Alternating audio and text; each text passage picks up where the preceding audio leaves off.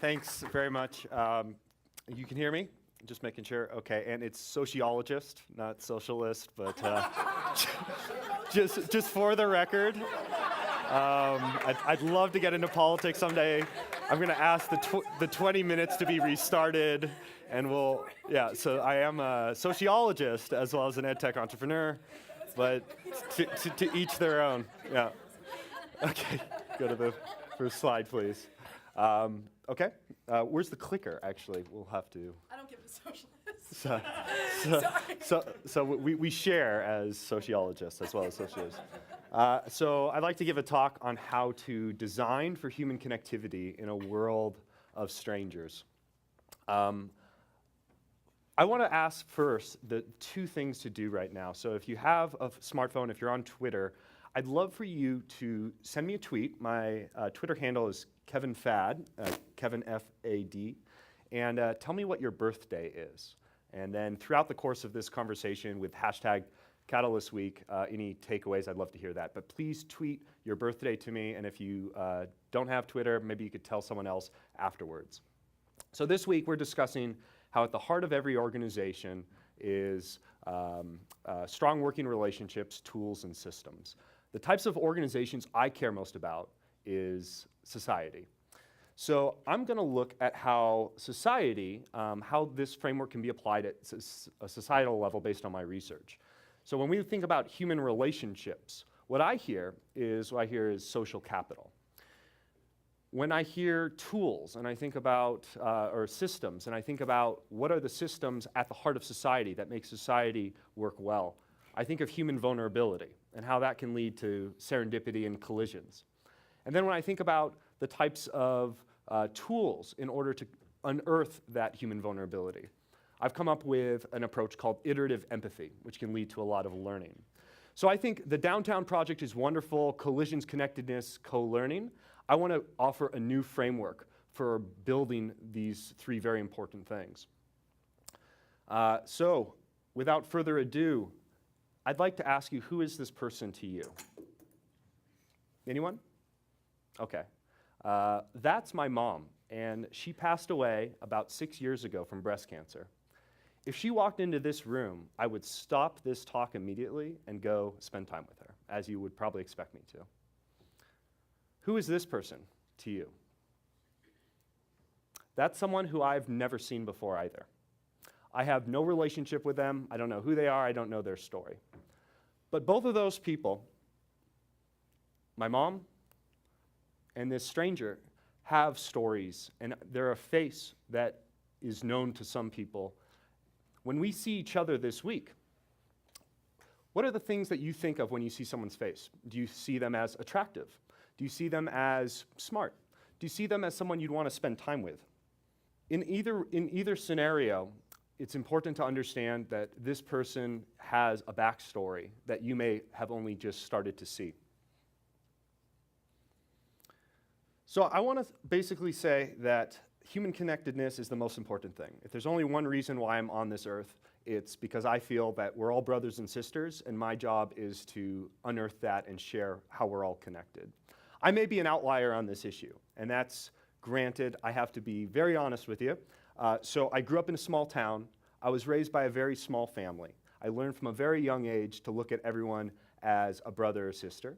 I'm also Christian, which to some of you may have negative connotations. For me, it means that I look at everyone as equal in a sense that no one's better or any worse than anyone else. I studied at Cambridge University social capital. So I looked at how traumas and disasters can bring people together. And all of my professional work is focused on how positive platforms can do some of the same impact. So I may be an outlier in this issue, so take it with a grain of salt, but I don't think so. And I'd like to kind of explain why in this talk. So starting with social capital and relationships. What is social capital? Social capital is resource advantages from social networks and norms. An example of social capital. In a society that's marked by high levels of social capital, children are able to play pretty easily on the playground without their parents worrying about what happens. Social capital has impact that's economic, social, emotional, psychological, you name it. Social capital also comes through volunteerism. This is a photo in Vietnam, and I was able to connect with family in Vietnam and volunteer for a day with some of the kids there. So volunteerism, social capital is basically at the heart, if human connectedness is at the heart of society, social capital is the measure of that connectedness. So you want a society with high level of social capital, right? Bowling alone is kind of the quintessential text right now for social capital. It came out 14, 15 years ago. And it documents the decline of social capital, of trust, of sense of togetherness, of civic engagement, of volunteerism in the United States since the late 1960s. Robert Putnam wrote this book. If you read the book, as I did as a college junior, you'll come away thinking, okay, something about World War II led the greatest generation to feel more civically minded, and then something about Vietnam led the next generation to become fractured, perhaps, or the 60s. And then what happens with current disasters and traumas, 9/11 and whatnot. It leaves you feeling that there's a fair number of idiosyncratic events that can't be explained. And for me, this was unacceptable. So if social capital is on the decline, I'm on the decline. I will cease to exist because this is who I am. I trust everyone. I trust myself the most, but I do trust everyone. And so I wanted to understand, why does social capital fluctuate in society? What is it about World War II? What is it about Vietnam that led to totally different outcomes? And I found the answer as a senior in college and then going off to grad school at Cambridge, continuing this research. And this is the answer right here. 1955 and 1964. What did those dates mean to you? What did those faces mean to you earlier? Very little, probably. Those two dates, to someone, if you're from Ferndale, California, are the dates that they had major floods in town. And no one died, but that was the moment in which everyone in the community cited when I asked them, give me an example of community. They said, well, there was a flood, no one died, but Joe from the lumberyard came and boarded up my window, and the firefighters came and they saved my cat. And I didn't have a home for a week, but I stayed with my neighbors. On a flip side, I went to New Zealand and asked in a small town of equal size, what's the example of community that you think of? And I met a man who had his house robbed. And the person who robbed the house was never found. And the police weren't very helpful. And he spoke about his experiences in the town, Coromandel Town, New Zealand, about how he's very involved, he's very active, but he can never trust anyone the same again because he's had his vulnerability exploited, and he feels that the community didn't rally around him. So there's something to shared traumas that can bring us together. This was a picture from Cedar Rapids, Iowa, which had a 500-year flood, June 13th, Friday the 13th, 2008. This is what I did my graduate research on, and I'm currently finishing up a book called The Impact of Natural Disasters on Social Capital, which will be coming out later this year if you're interested in learning more about what happens in Cedar Rapids and other communities. What I find at the heart of disasters and why they're important for social capital is the next topic. As a system, human vulnerability. In both cases, humans become vulnerable. If there's a flood, you can imagine swimming out of your house and you see your neighbor across the street who always had the slightly nicer house that you kind of resented, but suddenly you give them a hug and you say, how are you? And you know that you're in a situation together. So human vulnerability, much more than spatial dynamics, more than $350 million into a revitalized downtown, is what will lead to the kinds of collisions and serendipity that this community wants. And it's very difficult.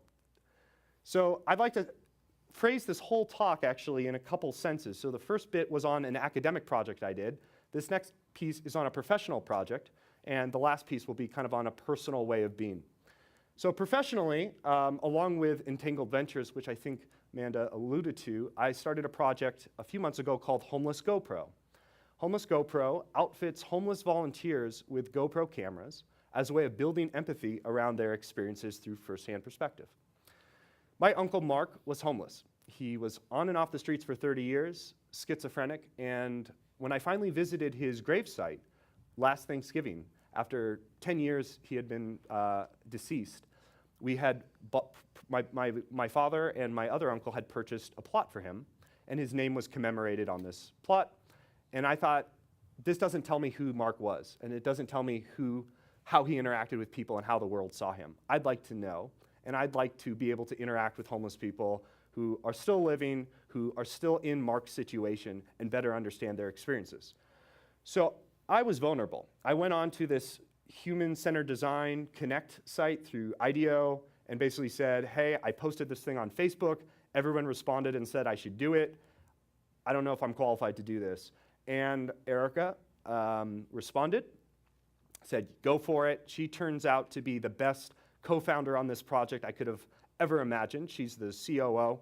And together with Erica, as well as Heather and the homeless volunteer Adam, we've started Homeless GoPro. My name's Adam Reichert. I'm living in San Francisco. I've been homeless on and off for like almost 6 years now. For most people that are homeless, I hear it from friends and I see it, don't have any type of real interaction that means anything to them when you're homeless, because people treat you so much different. About 90% of these people would care less about standing in front of them or not, you know? I mean, most of them would not want to see me out, would rather not see me at all out there. And when I say that, I don't mean see me out here being homeless. They would just rather not see me out here at all. You know, and it's, I guess, the way that our society's turned, where they look at me like I'm below them or something like that, and they don't realize it. Like I said earlier, that, you know, a lot of people that I know right here in this neighborhood, in Castro, are living paycheck to paycheck, wondering if they're gonna be housed next week. How you doing, folks? Tomorrow's my birthday. I'm trying to get a hotel. I'll go get a paper. See what I mean? I spent Christmas out here and New Year's, And you can My name's see Adam Reichert. You can see more of that at homelessgopro.com. We launched it last week with a front page article in the San Francisco Chronicle, and we're a team of volunteers that blew up. So we started with the Chronicle, the Daily Mail, Forbes, all the local TV stations, interviewed this morning with Maria Shriver's NBC News. So it's an exciting project, and what excites me the most about it is we've had 250 volunteers from around the world who have contacted us wanting to get involved in Homeless GoPro. The biggest number of people source is homeless shelters, homeless individuals themselves and the shelters that work with them. Because this is an emerging best practice in homelessness, is to understand the situation at a very individual level. I was asked, do I think about Mark while I interact with Adam? No. Mark was schizophrenic. He was a completely different person. Adam is a very thoughtful, intelligent human being. And what's important is to tell each human experience as it actually exists at a very vulnerable, honest level, because strength comes through vulnerability. So collisions happen when you are open to get to know people at deep enough levels to collide. This is how collisions happen. This is how serendipity happens. It's not from lobbies. It's not from $350 million investments. It's from getting to know people at a deep enough level to collide. Systems often keep us apart. And I want to argue very vehemently that the prevailing human system that we are all a part of, and all you can do is decide whether you acknowledge it or you don't, is of human vulnerability. That is the system in which we live. Everything else is just a little bit of fluff. So to use a kind of perhaps outrageous example, if I'm at a bar and I go up to a beautiful woman, which this isn't a nightly thing, but if I go up to someone and I start talking to them and they turn their back on me, which may happen occasionally, I feel rejected. And that sense of rejection hurts, right? And then I call my friends and I commiserate and I make a story about who that person was. When Adam asks people for money, now the stakes are very different, right? I'm talking to someone and if they reject me, who cares? For Adam, it's the difference of $3 of whether he's going to get a bed that night or not. And yet, at the same level, it's important not to dismiss the parallel in these two experiences, because that's what connects us. It's the implicit traumas that we all face on a daily basis that we put on each other. And this is what makes us human. But it's also the strengths we have. It's the amazing human resiliencies. It's the buoyancies. It's the stories of communities coming together in the lumber yard and the firefighters and the people who are opening up their homes, because this is what the human experience is about. So we need to break down these barriers by saying what you need and what you can offer. Very simple. What you have to give and what you need to be given. And Adam has given us a great quote in how has the project affected him. He said the donations have increased a little, but the humanity has increased a lot, and we're planning to work with more volunteers very soon, and this is the core team. So how do you get to that human vulnerability? What's the tactic? Do you just suddenly start being vulnerable and, hey, I'm vulnerable now, guys? You know, I don't know how you do that. You could try. Let me know. What I suggest is what I've used in my daily life, and I call it iterative empathy. Iterative empathy is one of the most powerful tools I know for learning about people. So what is iterative empathy? It's a tool for getting to know people at a deep enough level to collide. It's proposing a theory of what you think the person is, what you're bringing to the table, your assessment, what they must be feeling, and hearing what they have to say, and allowing that kind of emotional conversation to happen. Now, it doesn't have to be a provocative thing, but if it's on your mind and you're thinking about it, you're going to be walking away from the situation with that, why not propose it? And why not share that experience with the person? So here's a silly example of me, because I'm a good sociologist, wanting, of course, for this talk only, to have an example of iterative empathy. So I say, hey, Katie, how was your day? You look happiest when you're with dogs. She had pictures of dogs, and she looked happy with those. Good observation. I absolutely love dogs. My day is flying by. And yes, I don't know if this has happened before, but I am showing a screenshot of Tinder in a Creative Catalyst Creative Week. Why not? And then I say, same, I'm at an education conference, and I'm giving a talk on how to increase human connectivity in a world of strangers. Her response, Tinder, drops the mic. So I don't have a mic, otherwise I'd do it. So what is iterative empathy? It's a way of using empathy design in our daily relationships in the same way that we use it for building MVPs of startups, or a psychologist would use it for emotional validation. So empathy design at a core level involves a process that's pretty well known about observation, capturing data, reflection and analysis, brainstorming solutions, and then prototyping. All of this can happen in a very short time span, and by essentially offering what the prototype is in conversation as an approach. So we have the MVP, which we use for empathy design, Clayton Christensen's work, Jobs to be Done, essentially coming up with what are the specific needs that need to be filled for this job. And what I host is monthly potlucks. And at these potlucks, we get together and we have conversations around success, failure, relationships, and pretty open-ended, offering ideas, theories on what's going on. And it becomes a really nice way to bond with other people. Interestingly enough, the upcoming potluck is on Monday, and the topic is on loss.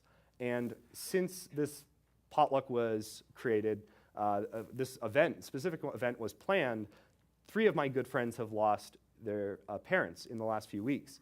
So it's amazing how when you put an artifact out there that is essentially focused on human vulnerability, you start connecting with people who may be in similar situations, seeing things that you may otherwise not be able to see, that make us more and more connected as people. So just in closing, I'd like to kind of highlight something that may sound a little bit dour, but it really isn't meant to be. The world is a really cold, harsh place. It's painful. And that is scary and sad, but the beautiful thing is that we're all facing the same thing, and we've all gone through similar hurts and pains and sufferings. And that is part of what makes us human, and that's what connects us as people. So human connectivity is at the heart of society and can be strengthened through social capital, human vulnerability, and iterative empathy. At the very beginning of this talk, I asked all of you to send me a tweet of your birthday. Please do that if you haven't done so already, or sometime tonight, of what your birthday is. The reason is this fascinating concept called the birthday paradox, where in this room of at least 60 people, probably about 70 now, there is a 99.4% chance that at least 2 people share the same birthday. It's a fascinating concept. You can look up and do the math, but if you share the same birthday and you have that in common, imagine who else that's sitting near you has lost a loved one recently, or who's sitting near you has had a setback, or who's sitting near you has perhaps, had the best day of their life. It's not just negative. What I'd like to say is that we have so much more serendipity and so much more collisions just under the surface that aren't being identified, and a way to unearth that is through human vulnerability. And so when you look at all the faces in this room tonight, as well as going forward, think beyond the attraction, think beyond whether you see them as smart, think beyond the initial perception, and think about how you can use a little bit of human vulnerability, iterative empathy, and to build social capital and increase human connectivity, and what can come from that. So if you have any other takeaways, I'd love to hear your thoughts. I'd ask a few things, which is go to homelessgopro.com. You can make a donation to Adam that directly will reach him, and it tells all the things that he'll use the donation for. To please tweet any takeaways, send the birthday if you haven't already. I'd love to see if there's actually a pair, 99.4% chance that there is. And then just really thank you all for coming and listening.